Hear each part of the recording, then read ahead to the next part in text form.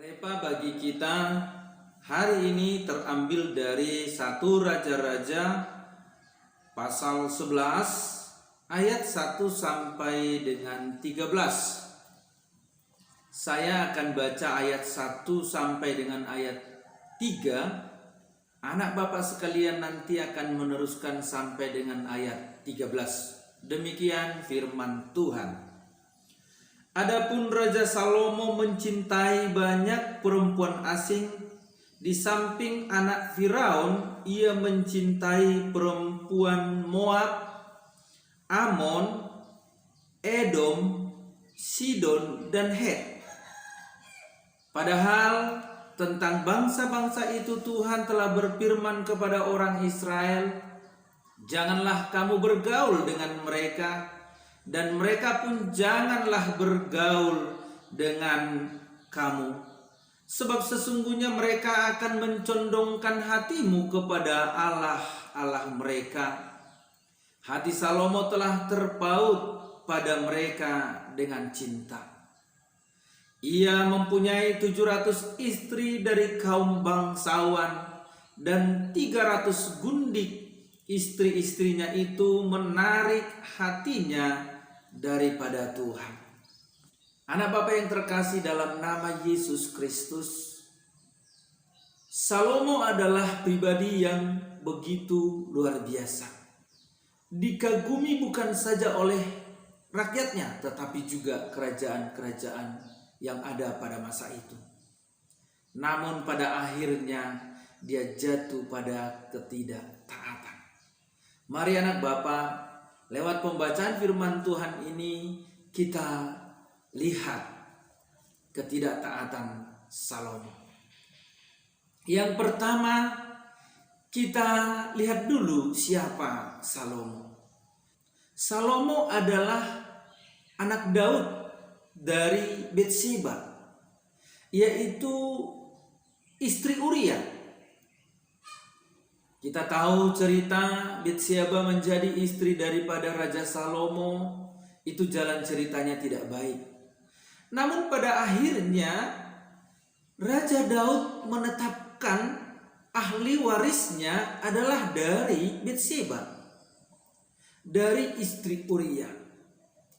Kemudian kita tahu bahwa Salomo adalah manusia paling berhikmat yang pernah ada, baik sebelum dia ataupun sesudah dia. Kemudian Salomo adalah raja yang hebat oleh karena Tuhan. Raja yang ditopang oleh Tuhan, raja yang didukung oleh Tuhan, raja yang perkasa. Bahkan dia adalah raja terkaya pada zaman itu. Memiliki kekayaan yang dia warisi dari ayahnya Daud. Juga memiliki kekayaan yang dihasilkannya dari kerajaan Israel. Dan juga kekayaan yang dihasilkannya dari raja-raja di sekitar. Sebab pada masa kejayaannya, semua kerajaan di sekitarnya harus memberi upeti kepada dia. Anak Bapak yang terkasih dalam nama Yesus Kristus. Dengan demikian kita tahu Raja Salomo adalah raja yang berkenan di mata Tuhan, raja yang diberkati Tuhan, raja yang diurapi Tuhan, raja yang diberikan Tuhan hikmat lebih daripada raja-raja sebelumnya atau raja-raja yang akan datang, termasuk lebih daripada siapapun. Yang kedua, ketidaktaatan Salomo kepada perintah Allah. Itu dapat kita lihat pada ayat yang pertama sampai dengan ayat yang ke-8. Di mana di sana diungkapkan bahwa sebelumnya pun Tuhan sudah pesankan kepada orang Israel. Ketika mereka mulai keluar dari Mesir, kemudian melakukan perjalanan di padang gurun dan sampai akhirnya masuk ke tanah Kanaan, Tuhan sudah berfirman supaya bangsa Israel jangan bergaul dengan bangsa-bangsa lain. Tuhan tidak izinkan bangsa lain bergaul juga dengan bangsa Israel. Tapi coba kita lihat. dia melanggar peraturan itu, dia melanggar perintah itu, dia melanggar apa yang dititahkan oleh Tuhan. Dengan apa? Dengan menikahi putri Firaun. Kemudian dia juga menikahi putri-putri Mesir yang lain. Kemudian dia menikahi putri-putri Moab. Kemudian dia menikahi juga perempuan-perempuan dari Amon, perempuan-perempuan dari Edom, perempuan-perempuan dari Sidon, perempuan-perempuan dari Het. Dia sangat mencintai perempuan-perempuan dari bangsa lain. Bahkan dalam ayat yang ketiga disebutkan bahwa Salomo memiliki 1000 istri. 700 itu dari kaum bangsawan, dan itu sudah termasuk dari bangsa-bangsa lain. Kemudian 300 gundik. Bukan saja Salomo melanggar perintah untuk tidak bergaul dengan bangsa lain, tetapi dia bahkan melakukan penyatuan dengan bangsa lain, membuat ikatan yang begitu kuat sehingga ada saling membutuhkan, ada saling keterikatan.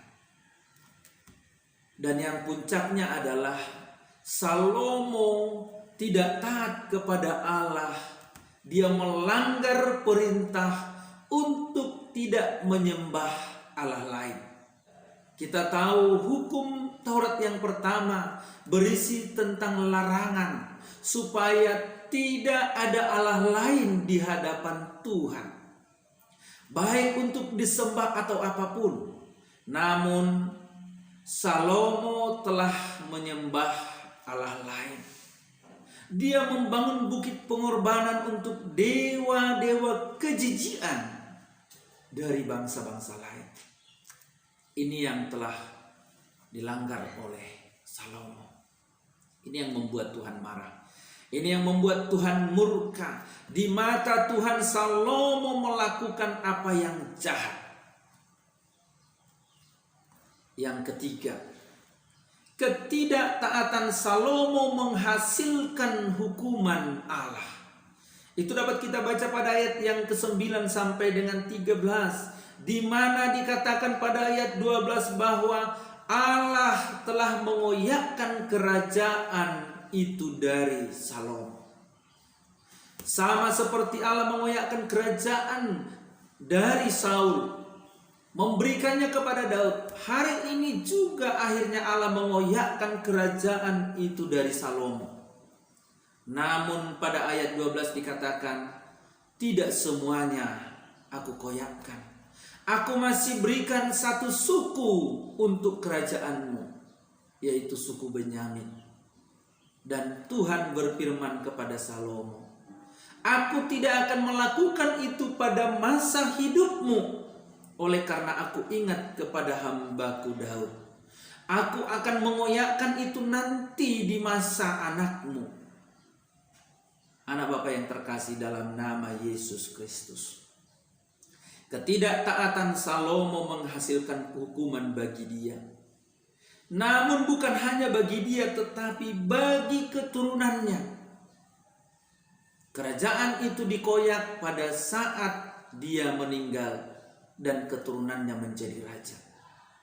Anak Bapa yang terkasih dalam nama Yesus Kristus, kita sudah belajar dari banyak ketidaktaatan. Kita sudah belajar juga dari banyak ketaatan. Kita sudah tahu apa dampak, apa resiko kalau kita tidak taat, apa dampak kalau kita taat.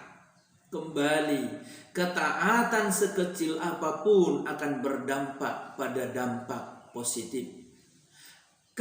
Ketidaktaatan terkecil sekalipun juga akan berdampak pada buah yang tidak baik, sesuatu yang tidak menyenangkan.